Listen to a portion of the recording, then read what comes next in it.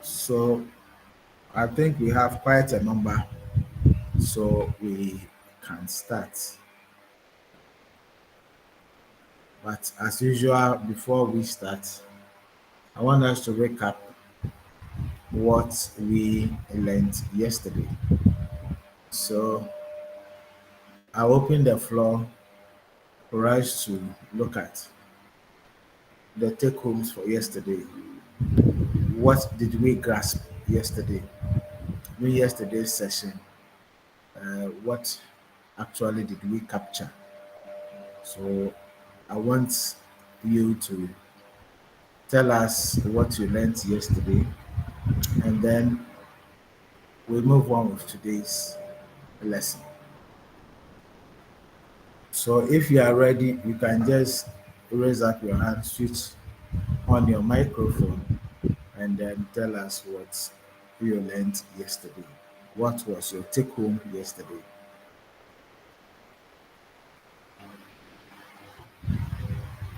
Sunday. Okay, good afternoon, everyone. Good afternoon. My name is Huleji Sunday from Los Nigeria. Um, Yesterday was expository and a kind of life-changing opportunity for me. Uh, what we did basically was a business model or business plan.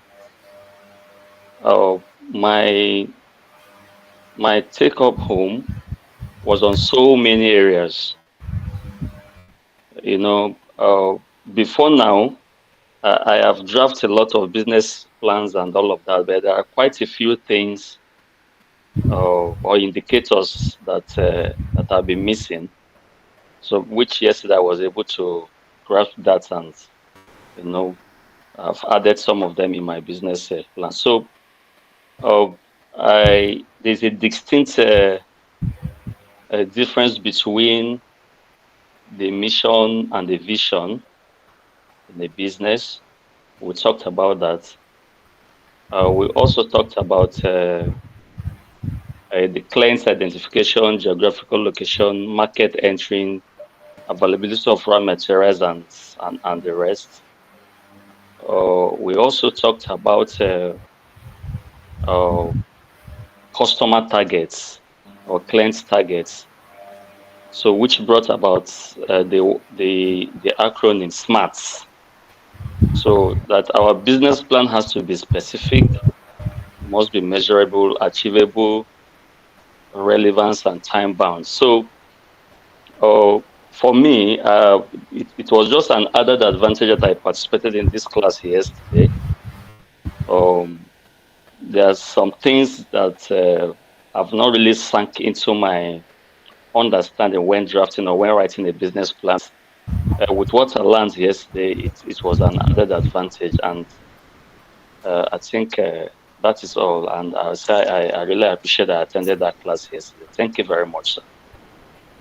Thank you, Sunday.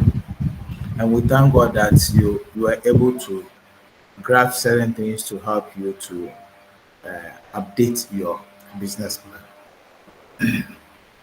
Oludari, your hand was up somewhere or you joined. Okay, who else? What was your take home for yesterday? Who else can help us? Hello, sir. Hi, Angie. Emmanuel Enchi from Ghana. Sure. Yeah, I would also want to talk about the SMART acronym. In fact, it's really helpful for me to know that any goal that I set should be achievable and time bound. Other than that, sometimes it is either daydreaming or wishful thinking. But henceforth, I've learned to set goals to meet that SMART acronym. It should it should be specific, measurable, achievable, relevant, and time bound. They should respect all these attribute, and I think it is really helpful. Thank you. Thank you. Please, who else?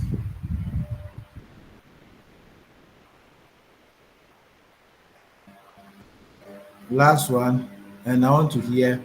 I know they are, for me, I am a gender advocate. So when I hear other side talking more, I also call the other side. So I've listened to two male voices.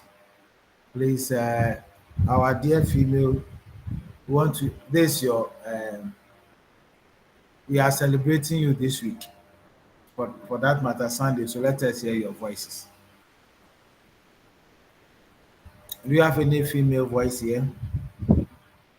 Let me check.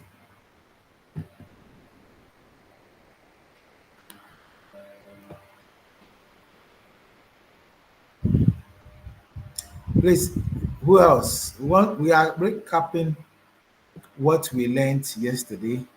Apart from Vanessa, I don't see any female here. Why? Okay, I see Mariam. Okay. So Mariam, Vanessa, if you were here yesterday, we want to hear your voice. Unless somebody else is using the Mariam and Vanessa.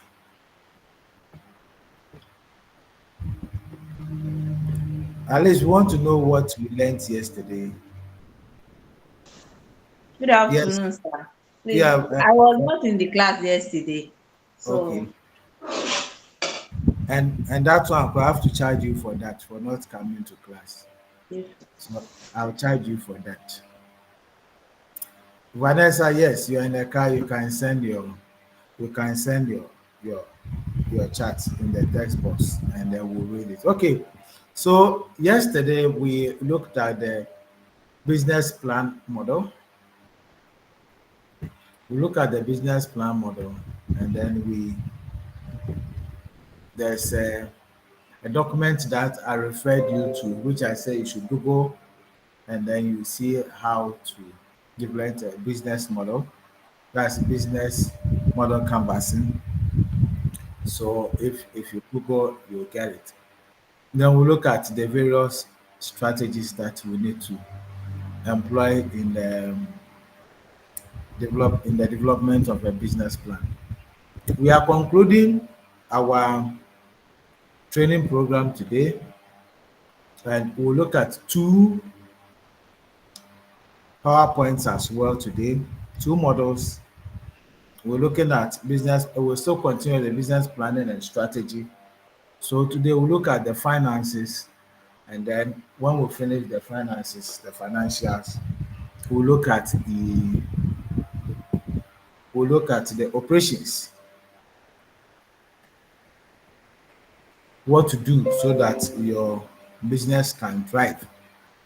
So basically, when we talk of the finances, we're looking at the how to manage your finances when you start a business, and then so the basic financial knowledge that you need to know. It's not something big, something technical. I'm not going to the technicality. I myself am not a financial person, but at least if you want to embark on any business activity, what are the basics you need to know, you need to put in place or put into your plan, which will help you to make sure that at least your business thrive. Uh, so anytime I sensitize people or educate people on some of these things, I always tell them that no matter or the nature of the business, at least you must have basic financial knowledge or financial background. If not, before you realize the little money you put into your business, all of them will be gone. So when talk of financial management, we are just saying that financial is a basic function that deals with the planning, organizing, directing, and controlling of the financial resources of an enterprise or an individual. So anything that goes into your finances, learning how to expend or planning how to raise funds for your enterprise, planning how to expend, planning how to save. How do you organize yourself effectively? Where to put in money? Which kind of enterprise are you going to invest so that you can get your money's worth? You can get your money back. How do you direct your funds? How do you direct the various funds? Are you putting all of them into the business, or you have a reserve fund? So, and then how do you control your resources? And that is where most businesses have a challenge, how to control the resources. So I used to have a mom who had a very big shop and go in for items, just dump them into the shop, and you have various people there, the shop attendants, the one sitting at the back of the cashier and everything, and then have the loading boys. Now you just go in for these items and just dump them in the shop. The invoices, you just put them anywhere, and that's it. So at the end of the period, you realize that she's not able to know how much came into the business within that period of selling those or selling all these items. The reason being that there's no system to track the sale of the items. So one day I approached her and said, "No, what you are doing is wrong. Get a computer, get a simple Excel sheet. When you bring the items, key in all the items. You can do stock management. Key in all the items. When you bring new stock, we enter. So when you sell, we deduct. Now you're able to track. You're able to track your stock level before you even bring in more, and you're also able to track your sales, whether your stock matches your sales. So the point we are trying to say is that if you don't plan effectively, you don't organize yourselves well, and you don't direct where your investment should go, and then you don't control your investments, at the end of the day, before you realize, everything is gone. You are losing. So financial management simply means planning, organizing, directing, and control of financial of an enterprise or an individual. So what are the basics are we looking at? One, we're looking at budgeting and forecasting. So if what kind of enterprise do you want to embark on in the waste management sector? Are you just doing the picking, or do you want to add value to the the waste that you have identified, or what? So whatever you want to do, you need to budget, put something on paper, put estimate everything. So the service fees, the contract revenues, sales of recycled materials or recovered resources.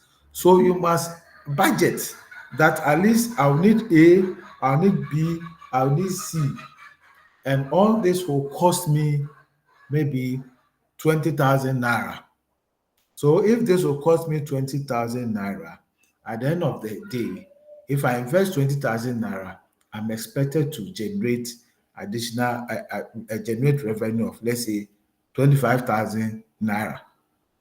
So you budget per every item that you think that will help your business to grow. So the estimation is like this. So the cost budgeting includes personal expenses, equipment cost, fuel and transportation, facility maintenance cost, regulatory compliance cost, administrative overheads. Now, what goes into all these things? Depending on the nature of business. Just as I said, are you just going to collect the waste and then take them to the recycle site, or you are going to collect and then dump them at the waste disposal site? or you are collecting and then adding value, or you will be at the receiving end. People will collect and then bring them to your factory so that you would rather add value to. So depending on the nature of the enterprise, definitely there's personnel involved. So when you are budgeting, you budget for personnel, including yourself, because you are also working. So you budget for yourself. That's at the end of the month, I'll pay myself maybe 2,000 naira. Then the other people, the tricycle driver, the whoever that is part of the team, you budget their expenses. Then equipment cost. If you are operating a factory, the equipment that you are using or you are now going to buy, how much will it cost? Or if you need new equipment or you want to service them, how much will it cost? So you budget for that. Budget for fuel, for transportation. Transportation could be whether you are going to take the items or you are sending the items to the market, or you are even activation for your products. All this, the fuel cost must be budgeted. Then you also budget for the facility maintenance cost. And the facility maintenance cost simply means that you are going to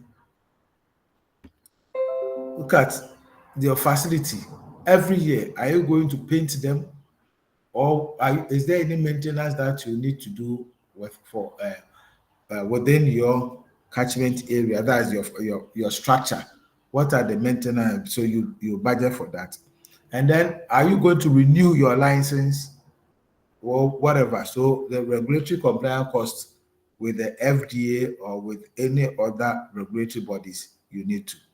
Then the administrative overheads. What are the overheads? Are you going to buy paper, toners, and this thing for printing and other administrative stuff, that pens, papers, calls, phone calls, and the rest? All these things must be costed in your. Then you come to the capital expenditure. So the capital expenditure, you are looking at the assets and infrastructure. So you look at waste collection vehicles or tricycles. Are you going to use a truck, or are you going to use a tricycle for your collection, or whatever means that you are going to use must be captured. Then are you going to recycle the waste that you collect, or the waste that is generated, or the waste that is sent to your factory? You have to also look at it. Then waste management plants. You have a plant, landfill sites, and the rest. You must make sure that you budget for that. Then operating budget. So as that prayer income expenses over a specific period, such as fiscal year, quarterly period. So the operating budget, all that goes into the total, all the operations of the company, you must also make sure that you take note of that. Now, so with the cash flow, if you go, I don't want us to go more into accounting process or deep financial management issues. But with the cash flow, we're looking at basically your operational expenses, your debt obligation, investment requirements. What do we mean here? So your cash flow, we're looking at the projections to meet some of these expenditures that you have put in place, as I've explained earlier. So your operational expenses, how much will it cost?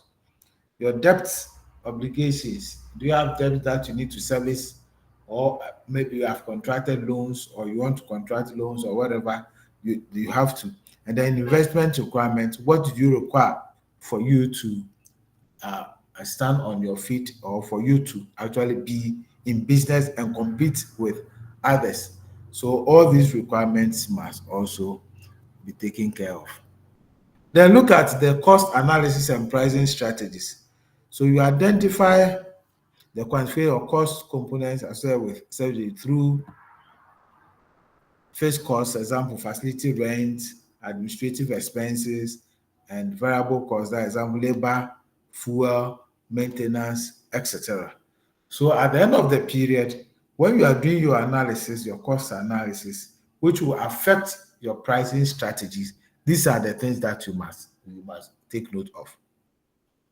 So when you want to enter into the market, you don't just produce and say that, oh, I've produced this particular item, and when I produce it, I realize that in the market, one particular industry is selling it at 5 naira. So let me also sell the same. Or because I am the first timer coming, let me bring mine down to 4 so that I can win the my I can win or I can enter into the market very well. Now, if you do that and you don't factor in your cost implications, before you realize you run at a loss. Because if you want to enter into the market, don't compare yourself to someone, even though it's good to know the price levels in the market. But you must also take into consideration what was the cost implications for producing the item. The rent, that is if you are renting, but even if you are not renting, the space, you must cost it. What are the administrative expenses? What are the labor costs, the fuel, the maintenance cost, and everything? You must make sure you factor all these things. And then before you determine the price of the product, before you take it out. If not, you either sell it at a higher price or you sell it cheaper, which will affect your company. Now, one other thing that you must also take into consideration is the cost allocation. So if you are allocating costs, how do you do that? So allocation of indirect cost and overhead expense to customer segments or customer segments. So if you are allocating a particular cost to a particular item, you must segment all the variables that you have identified and make sure that at least all the things that you invested into the company are captured. If you don't capture all these things, it creates problems for you. And then competition, as I've said earlier, analyze your price very well against your other industry players. So you enter into the market, other people are there. When they are, because they are there, you need to analyze the prices very well so that you'll be able to determine the kind of pricing level that you are supposed to place your product. And then at the end of it all, what you need to do is that you must make sure that you prepare performance evaluation or financial reporting. Now, you don't need, just as I said, if it's a big company, then you need the services of somebody to do some of these things for you. But if it's not a big company, you need a basic financial knowledge, financial accounting knowledge to just do some of these things.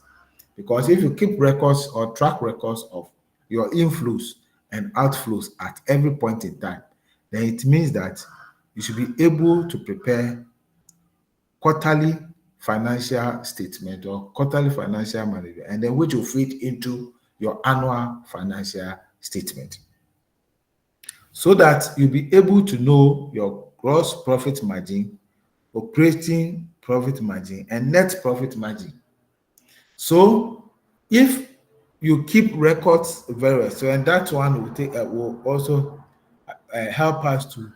I think that one I must also introduce you to what we call record keeping or bookkeeping, proper bookkeeping. If you don't keep proper books at the end of the period, you'll not be able to evaluate your performance.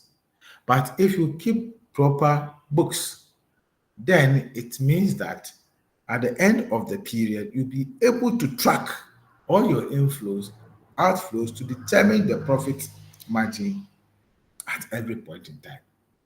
The gross profit, the operational profit, and then the net profit. And that one will help you to even project for the next year. So, for instance, if this year, first quarter, second, okay, this year, first quarter, second quarter, third quarter, you're able to keep proper books and you're able to evaluate your performance at every quarter. By October, when you are projecting for 2025, you should have a fair idea of the health of your business health, so that be able to project into the next period, 2025. So, in effect, what you are saying is that if you want your business to thrive, it's simple. What you need to do is that your financial strategy, financial management strategy is very key. It's very key because if you don't keep proper records, if you don't analyze your inflows and your outflows very well, and you think that, oh, this is my money, I have pumped into this kind of business, you cannot dictate to me. So you do whatever you do with your money. So at the end of the day, even the same sales that you are able to generate, what you do is that you take some, oh, your children, you have your children, your siblings are in, oh, well, I'm hungry. Then you take the money and you give it to them. You are eating into your capital. That is why earlier on I stated that everybody who is part of the business must be captured on payroll, including yourself, you the chief executive. Capture yourself on payroll.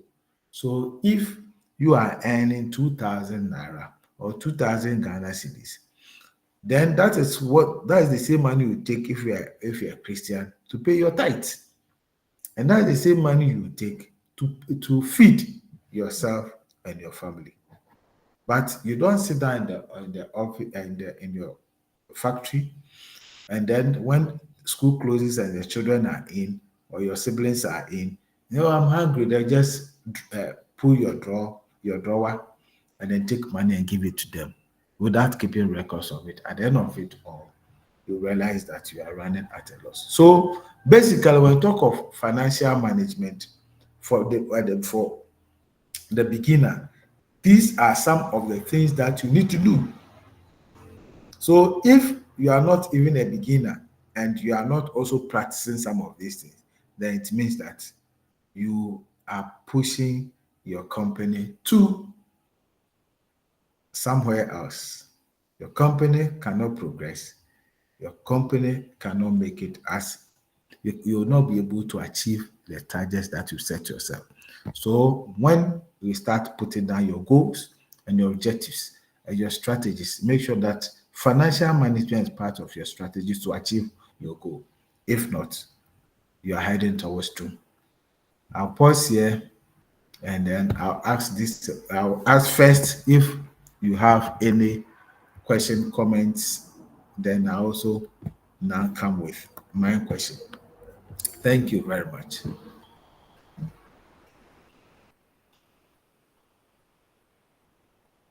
Please, any question, comment? Sorry if you see me cleaning my face, forgive me because there's light off at where I am at the moment.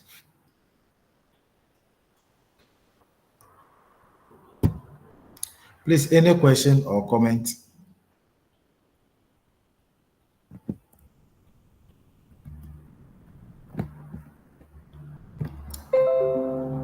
If not, then the question I'll ask you, especially those who are into some kind of business, whether you are in some kind of business or not, or the simple question, how do you manage your finances? How do you manage your finances? Even in your own small way, the little monies that you receive, how do you manage your finances? And if you have an answer to this, kindly raise your hand and then unmute and tell us.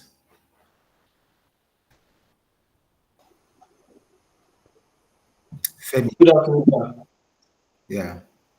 Yeah, I really appreciate this part of the course on financial management. Although I do not have a personal business of mine, I'm an employee in an organization. But as the head of my family, I do put in place a small type of financial management whereby I sit down with my wife.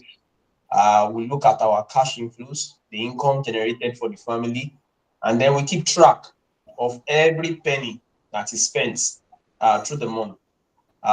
So when we do that, we look at where the money is going, and that helps us to better decide on what should be done in the subsequent month, so that if one is not having more, at least we can save more. So what you have just done is what we do on a family level in my family, and it really works for us every time. Thank you, Femi. Sandy, Okay, thank you very much, sir, for this topic once again. For me, um, financial management has to do with one one's discipline, how disciplined you are when it comes to handling of finances, either personal or uh, corporate finance.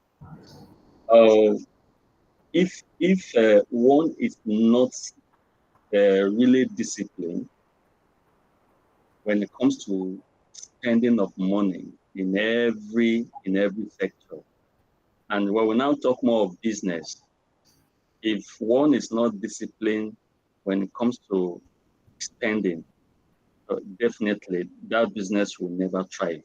So I believe that after you've done all your analysis, you've taken caution, you've taken records of what you need to the operational cost and all of that, you know how much is coming in, how much is going out, what you need to spend. Discipline still comes in this case, because sometimes maybe as a CEO or as a financial director, or you're in charge of funds, so you might have idea. I mean, you might have knowledge of all the parameters we've discussed here. And if you are not disciplined to the point that, okay, even when there are needs for you to spend money outside the business, the scope of the business, you still need to take your stand and like, no, this money is not going this way. This funds will not live this way. This funds has to come to this way. So I strongly believe that to for one to manage his or her finance properly, one has to be financially disciplined in all ramifications. So thank you very much. So it has actually worked for me as well as an individual, and maybe as a small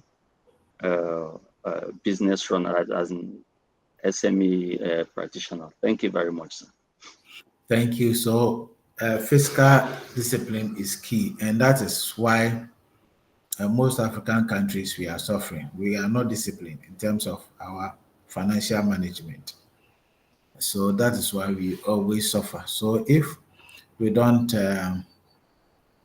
discipline ourselves, it affects us. It affects our business. So, Michael, Thank you very much, sir. Um, there is a particular term, I can't remember it, but there's a word for it, whereby if you are doing business, you don't touch your profit or your business money. Your profit margin is not supposed to be touched. I don't, I have, I'm trying to remember that term. But anything concerning your business, as long as it's what you're using to trade, income flows, outflows, you don't use that money for any other thing. But it's quite unfortunate that Africa, the way it is, if you are a business owner, and because definitely there will be good days and bad days in business, and for some of those bad days when one doesn't make sales, people who come to do patronage, they will come and be like, oh, can I get this for credit? Can I pay you later? And because you actually want to sell, you'll be forced to actually give the item to the person, thereby making your business to go on a level that you will not be able to monitor or to know the kind of inflows, in terms of profit margin that comes in. So Africa as a whole, it's really, really thriving to do business because you have to sell. You want to make profits. But then again, the economic situation is bending one to actually do business in an uncomfortable manner. So people are actually forced to sell their items on credit, thereby it's making the mismanagement process quite very, very rigid for one to handle. But then again, it's it's difficult. It's difficult. I must say. I've been engaged in one or two businesses, and I won't lie you, especially if it's those items that you won't be able to like sell all the time. Those items that you don't sell all the time. So you are forced to even take money from your profits to cater for your transportation costs and every other cost that comes in. So that's just my contribution in terms of this. Thank you, sir. Thank you. But you see, no matter what, I always tell people that even if you want to progress in life, so far as you enter into the business world, no matter what, you should have a basic knowledge in the in financial management. Even when if you are selling oranges, if you are selling toffees, so that at least you know the kind of system or places that you are supposed to place your money. For instance, when we engage women, women who are traders, we introduce what we call business skills training to them. And as part of the business skills training, what we do is that we also introduce them to savings culture. So if you embark on any business, you must also save towards a future. Because if you don't save and you keep on taking the money just like that, at the end of the day, you eat into your initial capital. So we must discipline ourselves as we said earlier. We must discipline ourselves and make sure that we control our finances very well. Because little drops of water makes a mighty ocean. So if you don't control the little drop and you cut it off or you block it water pace, it means you'll not be able to, the ocean will never come. So Vanessa says, please, I would say we should make a budget and keep track of our spending. Okay, so at every point in time, Vanessa is advising or urging us that let us prepare a budget and make sure that we keep track of the budget. That is why when you, for those of us who implement projects, what we do is that as we embark on the project every quarter, you review and then look at your expenditure pattern. So you have the actual and then you have the actual and then you have the budgeted and then the actual. Sorry, you have the budgeted and then the actual, and then you look at the variance. So the variance will tell you whether you are doing well or not. So this is the actual budget for maybe purchasing of some items, which is about 20,000 naira. So that's the budget. What was the actual? The actual could be 22,000 naira. So you need to now look at the variance. The variance is 2,000. And then there should be an explanatory note. Why the variance? Is it because of inflation? Is it because price of goods and services are gone up? Or what happened? That's you budgeted for 20,000. So there should be an expense so that when you are projecting into the next quarter, you know what to do. So these are some of the things that you need to put in place when you want as part of the financial management strategy. Any more question or contribution? If not, we move on to our next and last presentation, which is operations. Is there any question on financial management strategy or everything is clear? So from now, if we want to enter into any business, we'll be able to apply some of these things to make sure that our business thrive, so that we'll be able to achieve our goals. If we don't have anything, then we move on to the next topic,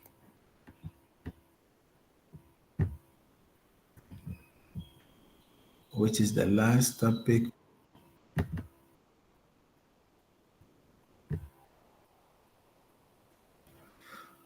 So we look at operational management.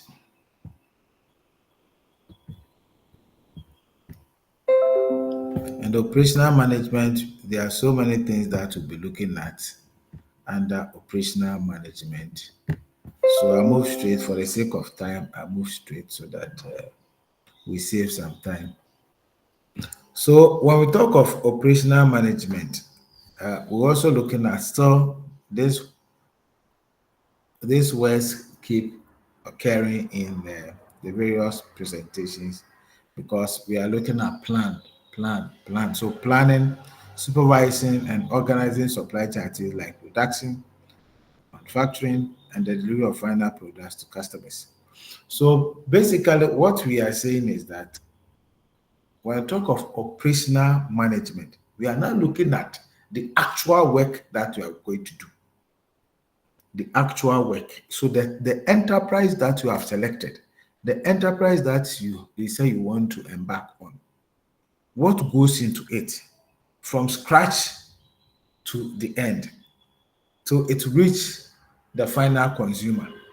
And so to get to the final consumer, what systems are you going to put in place? What are the processes involved? So, what are the plans that you are going to put in place to provide that kind of products to your customers, to your clients? What kind of the supervision activities you have, systems you put in place? And then, how are you organizing your supply chain system? Activities that you employ to make sure that your your products get to your clients, your customers. So these are the things that you put in place, and that's what we call operational management. So we are talking of the day-to-day activities within your industry, within your business, within your setup, within your organization, what you put in place to make sure that you achieve. So with this, we have planning my area of operation. So we look at the how to plan effectively your day-to-day activities, and as usual, we'll focus more on waste management. But as I said, you can apply these things into any kind of enterprise that you enter into. So if you look at the roads, the shadows, and the strategies, we say that effective fleet management practice for waste collection vehicles and the rest. So we're looking at what kind of systems are you putting in place to effectively manage your assets. What systems are you putting in place? Do you have a standard operation practices in your factory or in your industry or in your enterprise, which clearly states how we manage our fleet, our vehicle, how we manage the equipment that we are using, how we manage the kind of all the assets that we have. Do you have standard operation manual in place in a water production firm that we we manage. We had to look for the standard operating manual so that we take the staff through for them to understand what is expected of them as workers. So you don't just get the SOP manual or SOPs and then paste them on the walls, but rather you get the SOPs and everybody, all staff must be taken through the SOPs so that they understand that if you use equipment, you are supposed to maintain it this way. If you're a driver, every morning you need to check your water level, your oil level, check your tires and everything. And then all the things that all the staff, whatever they are doing, you must make sure that you take them through the SOPs. We call them SOP, standard operation procedure manual.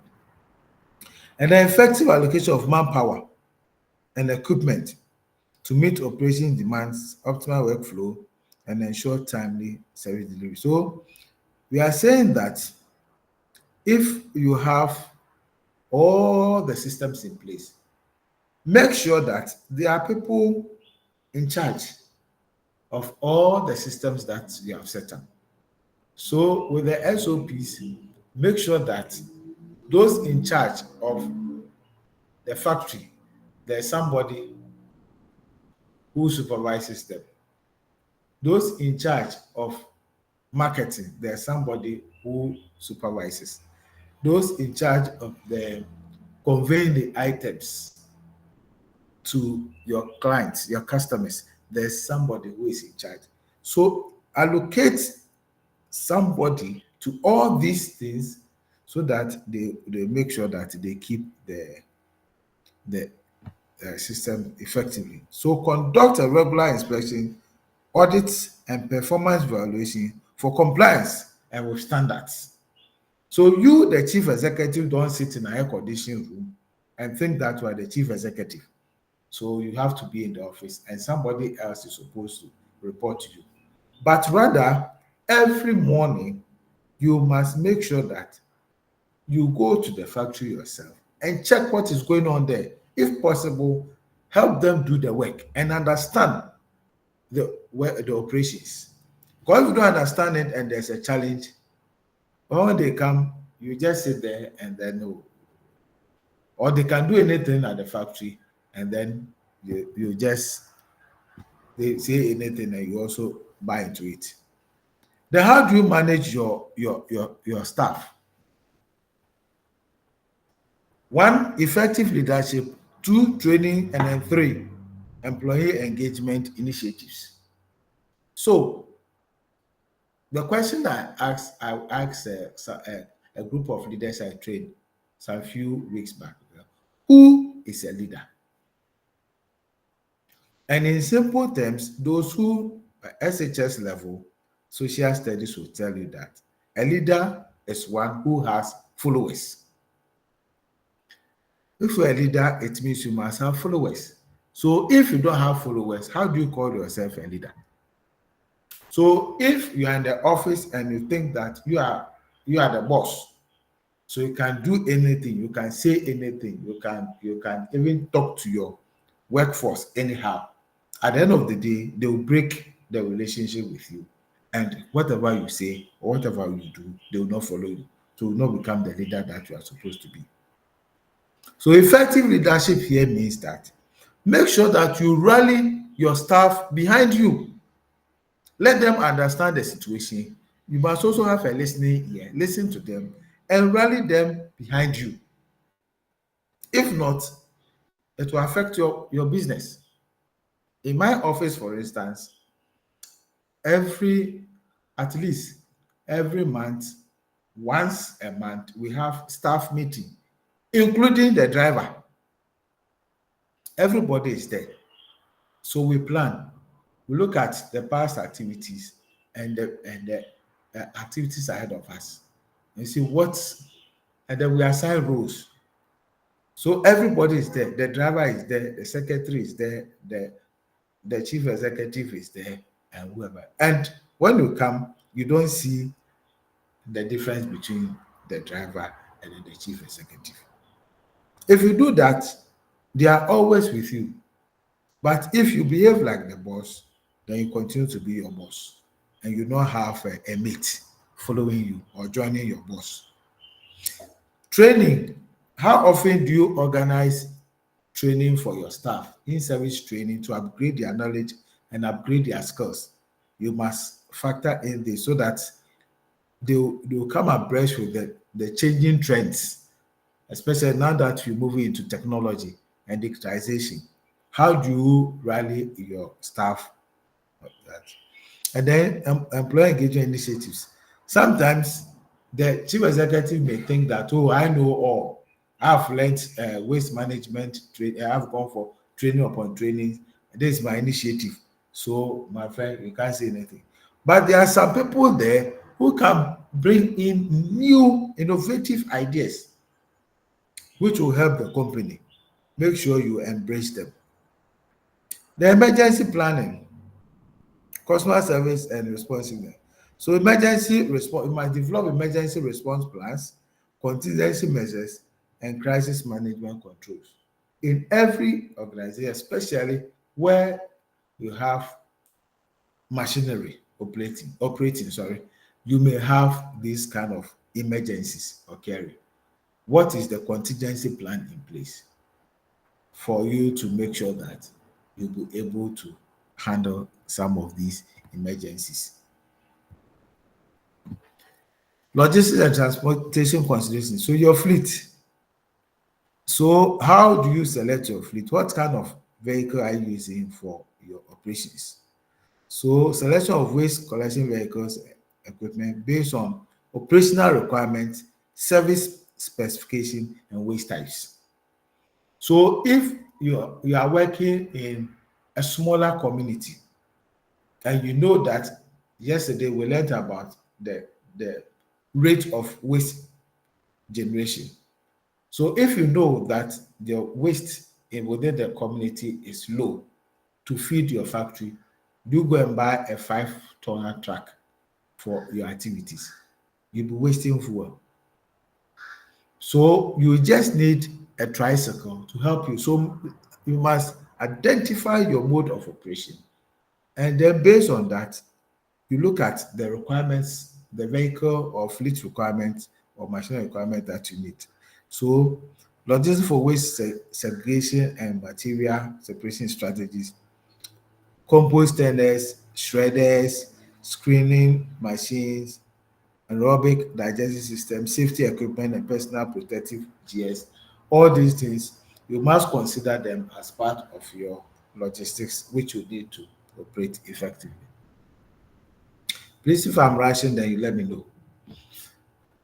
The recruitment and hiring practices. What kind of system are we put in place to recruit staff for your business, for your enterprise? Oh, you start, and because your friend is also not working, you bring him or her in. You start because a family member is not working, you bring him or her in. And because your girlfriend is disturbing you that she doesn't have a job, so she wants to work, then you bring her in. Now, if you do that and they don't go through training, and because of familiarity, you don't take care, you collapse the business. So what you need to do is that you do the job analysis and identify the kind of job skills that you need for your company. If the person doesn't have the skill, please forget about familiarity. It's business.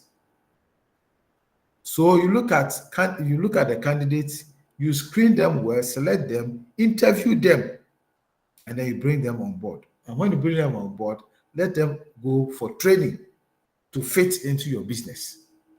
I'm not saying don't bring your friends. I'm not saying don't bring your family members, but you must be careful. If the person is good and can help you out, why not? You bring the person on board. And then employee retention strategy. What kind of strategies are you putting in place to retain your staff so that they don't run away after the training and everything, and giving them huge sums of money And then when they see other good, juicy job somewhere, then they run away. Employee training and development. So training needs, you must assess the training needs of your staff vis-a-vis your business, your enterprise.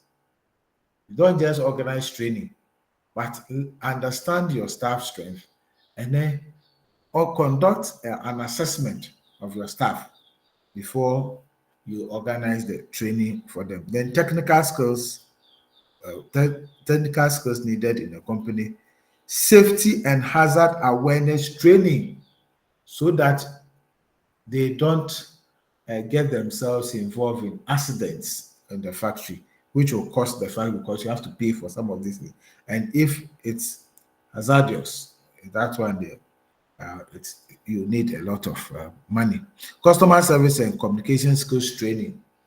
How do your staff relate to your customers and other clients who work in or access your product? You have to train your staff. Leadership and management development training for your leadership, the supervisors, the managers, and the rest. What kind of training are you giving to them? Then performance management, employee engagement. So when you engage your staff, especially the management staff, you must help them to set their own goals based on the based on the KPIs, key performance indicators. Let them help them to understand your goals, and help them to set their targets so that performance plan, so that if at the end of the year, you evaluate them and see whether they are in tune with you, whether they are performing well or not. And if they perform creditably, what do? You recognize their work. How do you recognize their work? You at least applaud them at meetings and debates. You let people know what Mr. A, Mrs. A, or this person has done. And if possible, reward them. And reward doesn't mean you should go and buy huge sums of something for them. By a token, if it could be a wall clock with a picture on it, when you place it on the wall, in fact, it will urge them to work or to give up their best. I save at ADB, and when I go there, I don't know if now they've stopped because of digitization. I don't normally walk into the bank, but you go there and they display somebody's picture and it says this is the customer service personnel for the week who has worked effectively for the week. See, and it helps them to ginger or to boost their morale to work effectively. Then team building and collaboration. How do you work towards bringing all staff together? Teamwork. I always like teamwork because the individual work will affect the company. So let's work as a team. How do you bring your staff together to work as a team? Then work-life balance initiative. So look at the balance initiative for work and the lifestyle or the staff development, staff activities. Then workplace and health and safety. Comply with regulations. We said it. Hazard identification and risk assessment. So your company, let somebody who has a background in hazard in disaster management help you to assess the hazards and the risk factors within your system. Proper use of personal protection equipment. People will just take them and then put them into their pockets, force them to do it, use it. Safe handling of hazardous materials, and then economics and injury prevention, emergency preparedness and response, safety inspections, and then audits. All these things I've made mention of some of them, so we'll move on. Then scaling up operations and expanding market or client reach. So how do you When you put on these things, how do you scale up your operations? How do you work together? And then making sure that you expand your market reach. So if you start from a small area, how do you move to other things? And then collaboration and business models. What kind of business model are you looking at? Are you looking at joint ventures? Are you looking at consortium? Are you looking at partnership, putting teams together? Are you looking at technology partnerships? So there are so many things that you have to consider in terms of collaboration. And please, if you want to go into partnership or consortium or cooperative system or stakeholders or even technology partnerships, make sure that you develop MOU to guide you. Get a lawyer to help you. And there are so many people who do pro bono services, they won't charge you anything. So you let them help you to develop MOU to guide you. If not, at the end of the day, somebody may hijack the whole thing. And make sure that, and somebody will ask, what is the joint venture consultant, the rest, the partnerships that we are looking at? So, for instance, I may have strength, I may have strength in waste collection. Somebody may have strength in recycling. Somebody may have strength in marketing strategy or marketing. So all these things, how do we come together to make sure that we enter into this venture? So we put our ideas together and then we develop a simple MOU to guide us. So I'll collect, somebody will also add value, somebody will sell, and at the end of the day, all of us get our money's worth. Then community engagement and stakeholder collaboration, very key. If you want a project to succeed in in wherever you want to establish it, make sure that you engage the community first. Those of us who are into projects, I always say that people embark on some projects, people go because people are defecating around, they say, oh, let us go and build a toilet for this community. You build a toilet for this community, thinking that you generate some kind of income, or maybe it's an NGO type of work. So you just go and establish or build a toilet facility there without engaging the community. After 1 month, you go there and the toilet facility is locked. Or if you are using as a business or as a business enterprise, if you don't engage the community, at the end of the day, the attendant will call you and tell you that people are not coming home. They are still going to the bush. Why?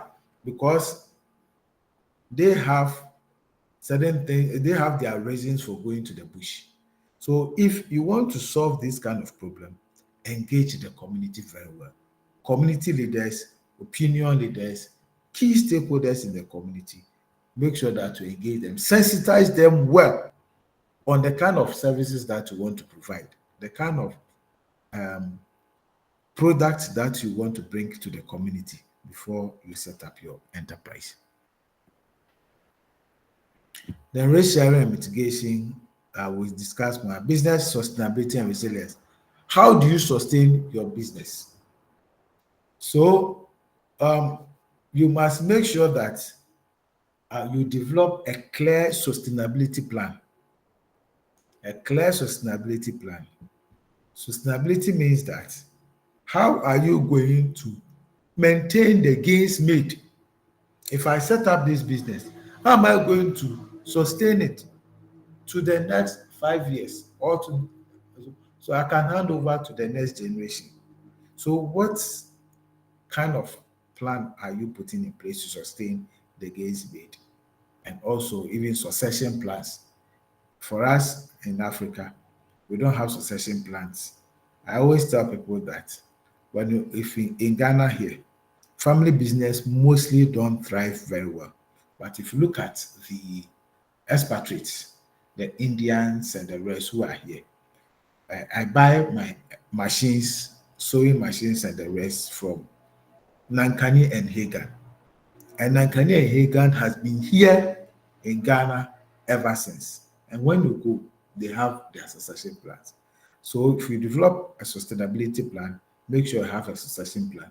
Anticipation of future trends and disruptions, put all of them there. Develop a long-term sustainability strategy. So, in effect, we are saying that when we look at the operations of your business, we are looking at the day-to-day systems or things you put in place to make sure that your business, the kind of enterprise that you are going to put in place, come into fruition.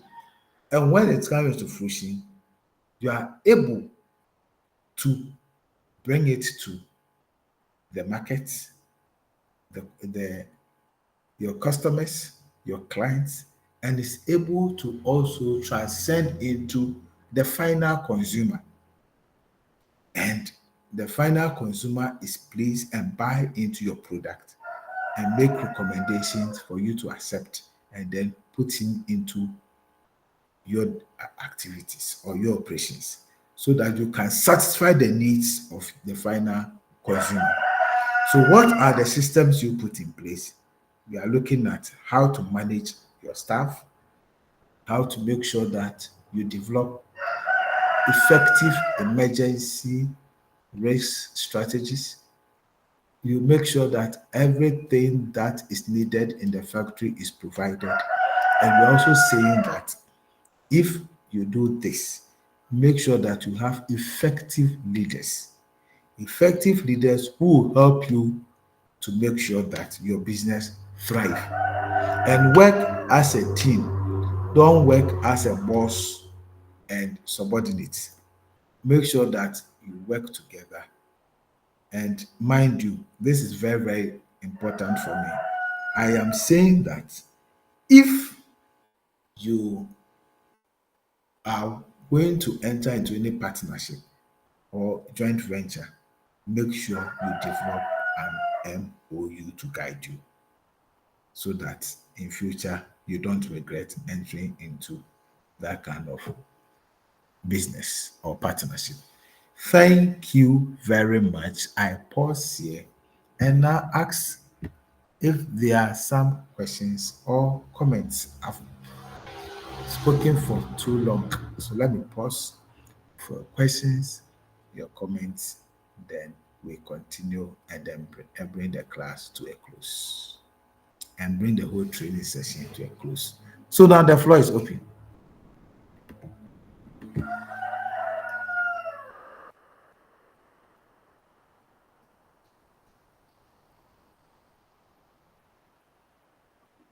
Hello, sir. Yes, Angie. Thank you very much for this wonderful presentation. I once had a problem with my employer while I was seeking to get more training to enhance my skill. One way or the other, he saw it as a waste of resources because every quarter or so, too, you would want to go for training and that, and like it became problematic. So it's about time employers see training as a way of enhancing skill to improve productivity, because anytime I acquire new skill, I add it up to whatever I'm doing. So even as we are learning to become entrepreneurs, to become employers or bosses, we should learn to train our staff, make them more qualified, and by that way, we also develop and maintain sustainability measures to keep standard.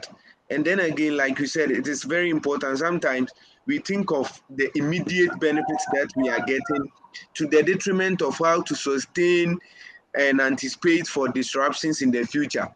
So we thank you for the wonderful lessons. It's really helpful. It will help us a lot. Thank you.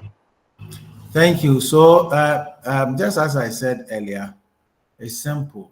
For instance, if a staff want to go for training, you may decide that if you have the resources to sponsor the staff, fair enough.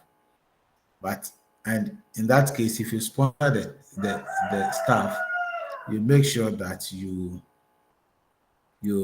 bond your staff so that the person doesn't run away just like that. This the other side of it too is that if your boss is not ready to sponsor you, you have the resources or the means to upgrade yourself. Why not? You just go upgrade yourself. It's for your own benefit because in future your services somebody may need your services and then you can just give out their services even for a fee. So we let us look at the two sides of the coin. Your boss may decide to train you, fair enough. If he doesn't, why not? Sunday, my good friend Sunday. Hello, good evening, sir. Once again, and my fellow colleagues. Good evening. My name is Sunday, calling from Lagos, Nigeria. Okay. Excellent presentation again, sir. It's very, very insightful and impactful. My contribution here is on this part. Although we didn't talk on that section, but I just want to get clarified because somehow I'm thinking towards that direction too, maybe in the future.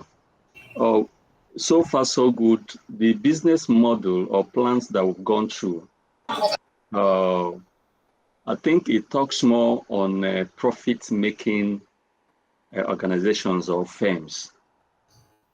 By looking at the non-profit organizations, for somebody that wants to draft uh, uh, a plan on how to run a non-profit organization like the NGOs and all of that. I think there's a special, there's a different rights or but there's a different plan for this because it has nothing to do with money making, but I'm looking at to do more of administration, operations, and all of that.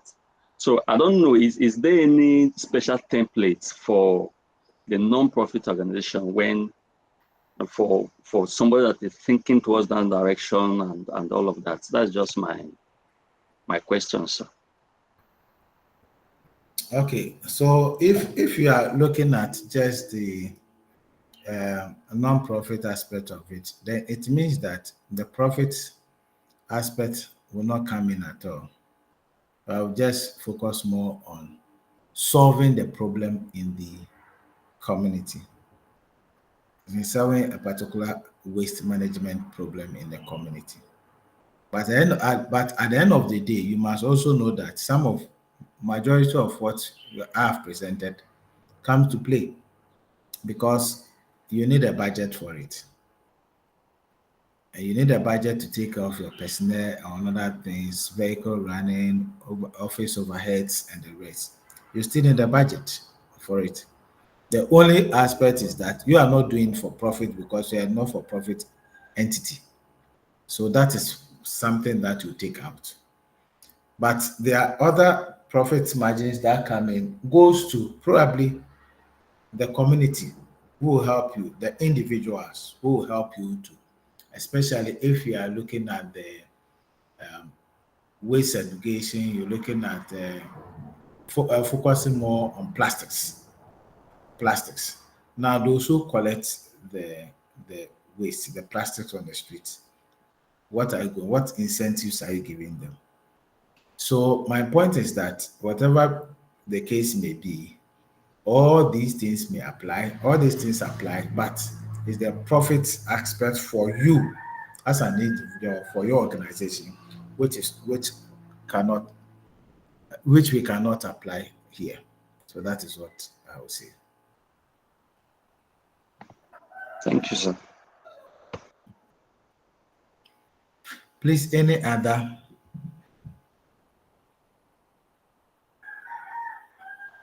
Because we are ending today, I think we have spent quite a lengthy period, but we need to finish everything and understand. So from Tuesday to the, if you don't understand anything, please let us know.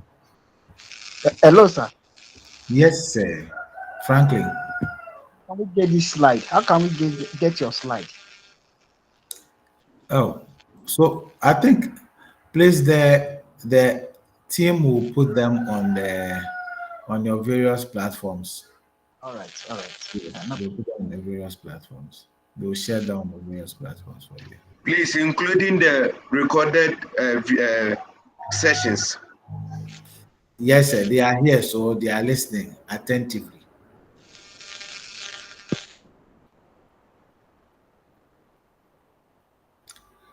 Please, anything so far as this today's presentation is concerned.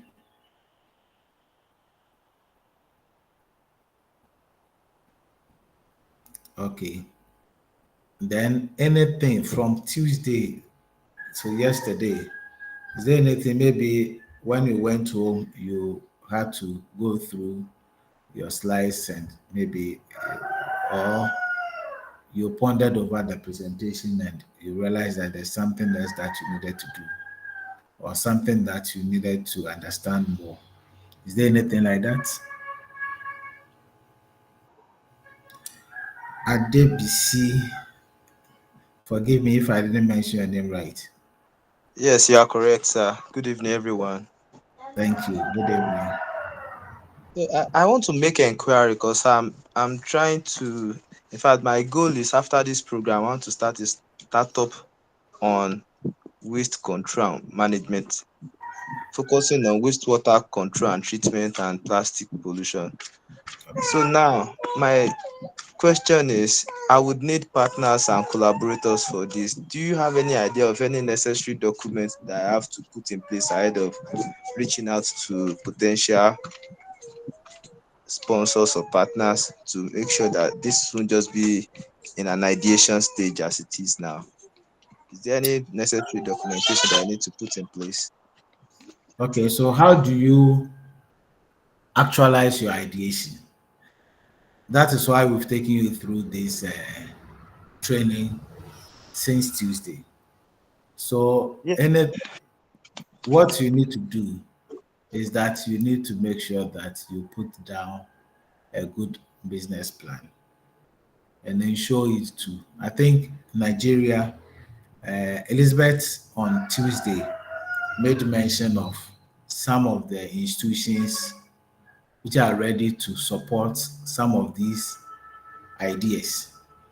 So if you have this idea, go through the presentations and then develop your business plan and then check on some of these institutions in Nigeria who are ready and willing to assist. I don't know if I've answered you rightly. Yes, yes. Thank you. I'll review again and put my check in order. If you need support, we are also, even though I'm not in Nigeria, we are here to shape your plan for you and present. But there are other people in Nigeria who can also assist you to put down Yes. very good business plan and then submit to the institutions who are ready to work with you. Yes, I'll talk to the organizers. Probably I will reach out to you through your email so that we have further discussion on it, sir. Okay, thank Thank you. you. Hello, sir. Yes, Noah. Uh, good evening, sir. Good evening, boss. Yes, it's Umenu Achisa calling from Enugu, sir. Thanks for the presentation, sir. I really appreciate. But I just want to make some submission. Maybe in line, I will ask question. You see, I've seen so many startups crumble in Nigeria, and during my survey, I found out that most of these companies lack insurance. They lack, like when you say sustainability, how to sustain the company. or your business idea. Some people might have in mind to sustain it, whichever. But when physical crises come up like COVID-19, like inflation that is in Nigeria, for you to transport your product from north, maybe like for example, ginger startup. I'm into ginger startup. But maybe before we end this program, I will showcase my business. Before you transport your business from the north, from maybe your raw material from north to maybe west or east, the cost will so is times 10. If there is something like a natural outbreak that can stop your business for 1 month or 2 months or 3 months, how would you survive as a startup? Because you don't have a lot of money. So my question is, how would you survive as a startup? Because you still need money to compete in the market. Because the sister products are already there in the market. So how then do you beat? How then do you penetrate when you don't have enough insurance? When you approach some of these insurance companies to do business with them, the conditions they will give you as a startup, you cannot even meet it. You cannot meet it. That's why most of the startups crumble in Nigeria. A backup, an insurance, something that will sustain it if there is a problem or potential issue coming up in the subsequent years. How then do you survive that startup? That's my problem and that's my submission. Thank you, sir. Thank you, Noah. So that is why we have taken you through some of these things. You have to do a proper market analysis before you start up. If you don't do proper market analysis and you think that everybody is doing business and I'm sitting at home and they are insulting me, so I have to also enter into a business. And I think the waste sector is where I can survive. If you don't take your care, you start up and then it collapses. So we've learned about making sure that you do the market activation. The products we are turning out, are people ready to buy them? Will they be cheaper than the already existing products on the market? Are people ready to accept the products from Nigeria and ignore similar ones from Europe? So these are some of the things that before you start up these kind of businesses, you need to think through. And apart from that, who are your supporters? Who are going to support you to at least get some kind of financial buffer for your company? So there are a lot of things that you need to put in place, as we have discussed earlier. If you just get up and say, "Oh, in my community, there is nobody here, so there's no business, there's nobody here selling sachet water. So I want to set up a sachet water factory." The question you ask yourself is that, is your community ready to accept your water? And that's why you have to also look at what I said earlier, that community engagement is key to any business setup. If not, people will not mind taking vehicle from here to another, where you are, to another community to buy the same product, because they think that yours is inferior. So you need to do all this research, analyze them effectively, and then you come out with a sustainability measure when you set up the business. What are the measures you will put in place to make sure that you sustain the business? And the measures, I'm not talking about only the plan, the document that you put, what goes into the plan. So the financial buffer, the financial muscle that you put in place, the individuals that you put in place, even the succession plan. So these are some of the things that you need to make sure that you put in place. So go through the presentations very well. and get to understand this, the systems that you are supposed to follow, the strategies that you are supposed to put in place. And yesterday, I also took you through what we call SWOT, apart from SMART, developing smart objectives. I also took you to a SWOT analysis. So when your objectives are smart, what can feed into it is that, do you have the strength to do this? Are you able to, in spite of your weakness, are you looking at the opportunities ahead of you, which are external factors, and the threats? And the threats are the other products on the market, as I've said.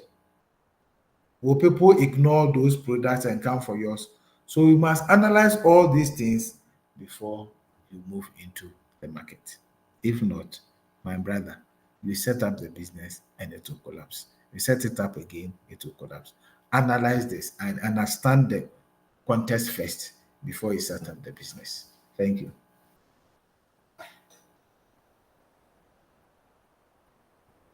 Please, any other question?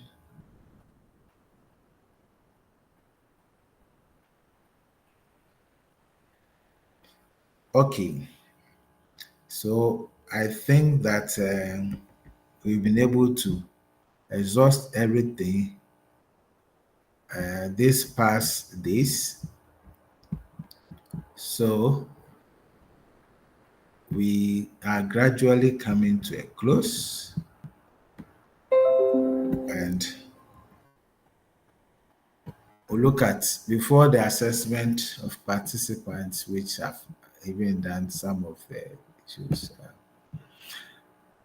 We please, I would like to urge the organizers to, if that is not in mind, normally what I do is that every participant must come up with a plan.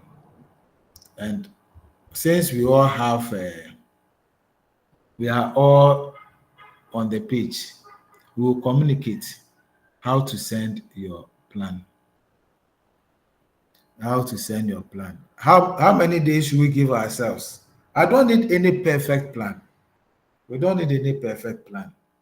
Just something small. Something small. How you understood the whole presentation.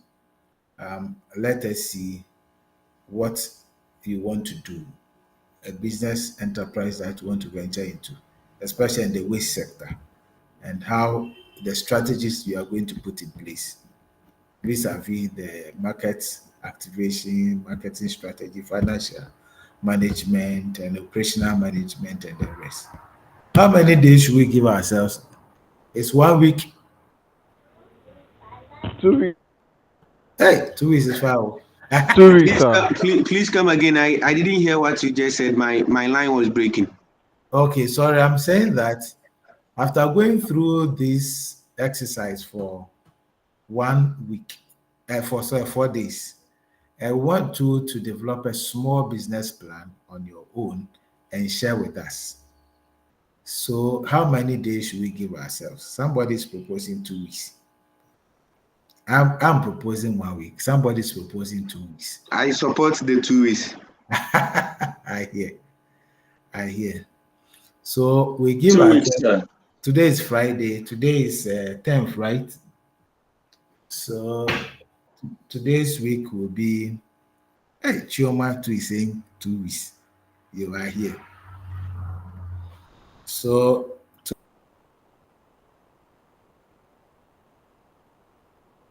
2 weeks from now will be 24. Latest, but you're able to finish early. You just let us know. So we'll drop an email session where you can share your plan with us. 2 weeks, 24th, latest. Thank you. So one.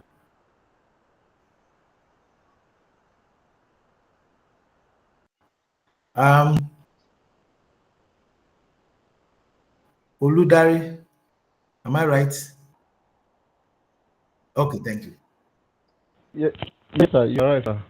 Are we submitting a presentation to Presbyterian Relief Services or to? to the You submit to the organizers. organizers. But I'll discuss with them and then we see. But it's likely you Okay. have to submit to the organizer because they are organizing it. So they will to do. Okay. On another note, sir, I own an NGO, or let me say I founded an NGO, and the aim is to promote some of the things we are being taught in this program. So I don't know, I would like to partner with Presbyterian Relief Services in Nigeria on how to go about this and how to do these stuff better. Okay, so you can just pick our details from the organizers and then we'll communicate. Okay, okay, okay. Thanks, sir. You're welcome. Thanks. Yes, sir. Sunday. Yes, sir. Yes, boss. Uh, yeah, I don't know if we're allowed to talk on the scope that is not really in in lectures. I mean, on as in what I want to say is that okay, the program is ended. Um, what is the our foot forward?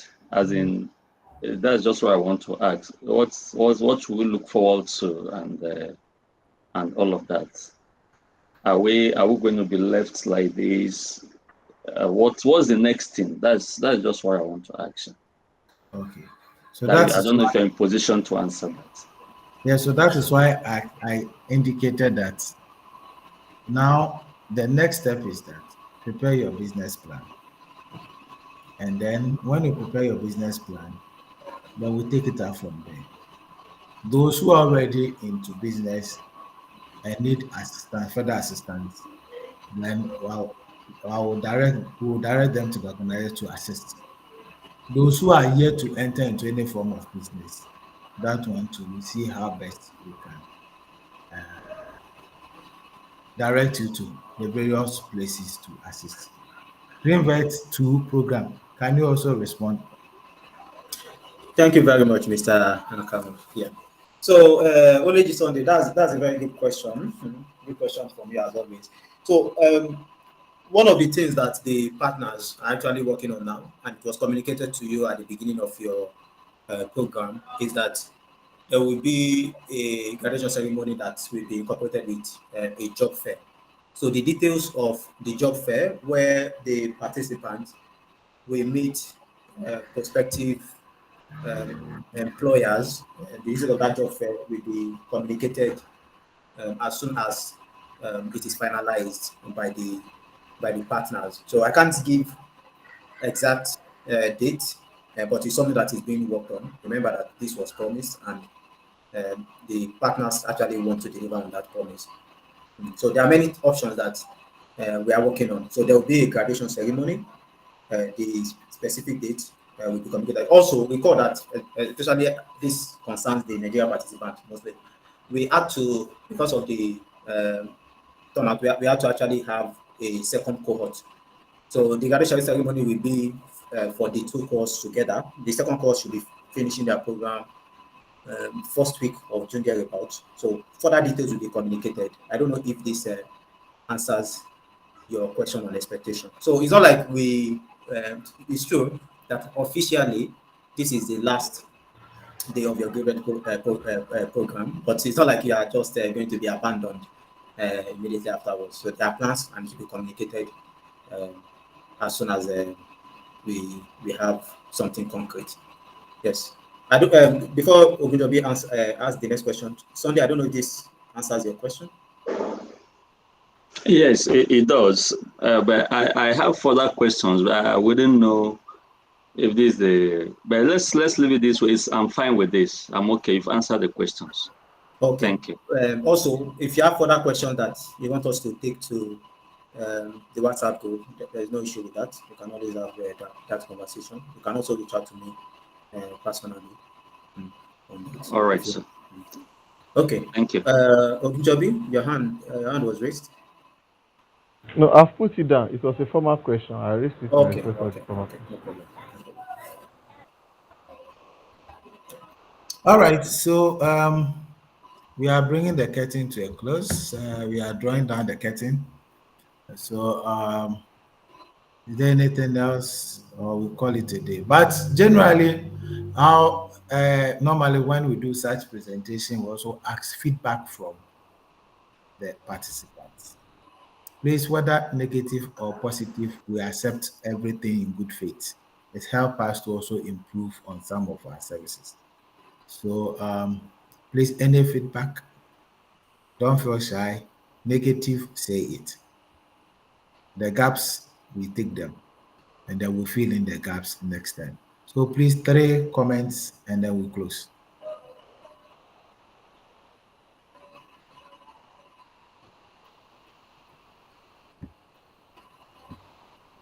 The presentations and everything, the engagement for 4 days. How did you assess everything? Good Hello, sir. afternoon, sir. Okay. Oh, all right. Good afternoon, sir. From my This is end, Femi from Nigeria. So Okay. for me, it has been excellent. I mean, it has been impactful. We've been enlightened. So it is really up to each of us to see what we do with these treasures or this knowledge that we have gained. Thank you so much. We really appreciate. Thank you. As for me, this is a treasure trove, as my colleague said, and I'm going to go over the courses again as they are made available in the Google Drive. I will go over. To me, it's a library that I have to go over and over again to listen to them and read over the materials to make sure that all the lessons are actually inculcated into me and I make use of them in the future, practically speaking. Thank you. hello, sir. Yes, sir. Yeah, it's been a very wonderful presentation. Content, mode of delivery, and everything is absolutely excellent, perfect. So it's been wonderful. That's what I can say. God bless you. God bless you too. Okay, thank you very much for the opportunity to engage you these few days. I hope and pray that we meet again some other time. So I hand over to the organizers to close us. Okay, thank you very much, Mr. Hakama. It's been a really engaging and wonderful week. And I want to say thanks to all the participants too, both the participants from Ghana and from Nigeria. I was, before the call began, at some point I was alone with Sunday, and I was telling him that the true heroes, right, the true heroes of this program are the participants, making out the time to be available through thick and thin, network issue, light issue, and even your own engagement, other engagement that you would have sacrificed to be available here. For the participants in India, and I'm sure it's the same with Ghana, even for the physical session, perhaps when you should be doing other things, making out the time to be here. We really appreciate all this. We are very grateful. We are very grateful that you took the time to be here, because otherwise the whole project would have been meaningless without you, without the participants themselves. So once again, we thank you. And as I've said, it's not over, especially for the Nigerian participants. Even though today is your last course, your last official course in the program, we follow up and we keep abreast of other information and developments as happening. So as soon as we have more updates, I will reach out to you on our normal channel um, to let you know. Please, once again, thank you very much. If there are no further questions, I think we can close this. It's been really, really wonderful. Hello, excuse me, sir. Yes, Mr. Ome. Ume. Please, sir, the motto control program, is this still holding 20th to 25th? No, I can barely hear you, Mr. Ome. I said the motor control, is it still holding? Yes. But as I've said, this is officially from your schedule. This is the last um, module that Okay. you'll be doing today. That's why Okay. I'm piping it up like this. But the practical class tomorrow is holding, right? Yes. But that's just an arrangement you actually had with your instructor. Yes, because Yes. I'll be on my way to Lagos tomorrow. No problem. No problem. That would be wonderful. That would be wonderful. Okay. Okay. Hello, sir. I have Yes. a question. So All right. basically, the business plan, is it strictly on waste management or any other business plan, or just specifically on waste management? Okay. I think that question is for Mr. Hankama. Mr. Hankama, can you? Okay, so since we are focusing more on waste management, it's better for you to focus more on waste management. However, if you think that you want to enter into any green enterprise, when I say green enterprise, you know the enterprise I'm talking about. Any business which will not harm the environment, I think you can also develop a business plan towards that. Thank you. All right, Thank thank you you. very much. Okay. Are there any other questions, please? Please, sir, I need a venue for tomorrow practical class. I don't really know the place. I'm coming from Songo Ota, Ogun State. Okay. So just please uh, put the question on the WhatsApp group, and I'm sure we will respond. We'll respond to Oh, it, whether me or some of your colleagues. We are going to respond to it. Okay. So there Okay. are no other questions. Thanks a lot, Mr. Hankama. We really appreciate your zeal in presenting this business management, in risk management sector. We really appreciate you. Thank you very much for your time and effort. Mm. Thank Okay. you. All right, Yes. everyone. Bye. Bye. Um, we'll continue the conversation in our normal platform. Yeah. Goodbye. Thank you. Yeah. Thank you. Bye. All. Bye.